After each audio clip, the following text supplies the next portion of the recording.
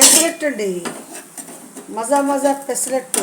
ఆహాహా, ఏం పెసరట్టు! అబ్బా బాబా, తినే కొద్దీ తినాలనుకునే పెసరట్టు బాగుంటుంది కదా. మంచి పోషకాలు, మంచి విటమిన్స్, అన్ని విధాలు బాగుంటుంది. తినేద్దాం. బాగా పలుచగా వచ్చినాయండి దోశలు.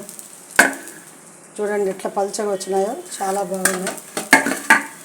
దీంతో ఇంకా ఏదైనా పచ్చడి కానీ, టమాటాల పచ్చడితో తిన్నా కూడా మన రుచికరంగా ఉంటుంది. చట్నీలే చేయాలని ఏం లేదు, పుటానాల పప్పు చేయొచ్చు, లేకపోతే ఇంకా పప్పుతో కూడా చేయొచ్చు, బాగుంటుంది. ఈరోజు టమాటా ఊరగాయతో ట్రై చేద్దాం అనుకుంటున్నాం, చాలా బాగుంటుంది.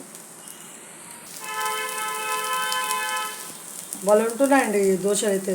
పెసరట్టు ఇంత ఇంత చక్కగా వస్తుందని తెలీదు. కొద్దిగా బియ్యం వేసాను, ఆ తర్వాత ఎక్కువ పెసలు వేసేసానండి, ముప్పటికి బాగా పెసలు. ఆ తర్వాత కొంచెం పచ్చిమిరపకాయలు, అల్లము ఇదంతా వేసాను. ఇంకా బాగా దోశలాగా రావాలి అంటే కొద్దిగా ఉద్దిపప్పు కూడా వేసాను దీంట్లో, అందుకే చాలా మంచిగా వస్తున్నాయి.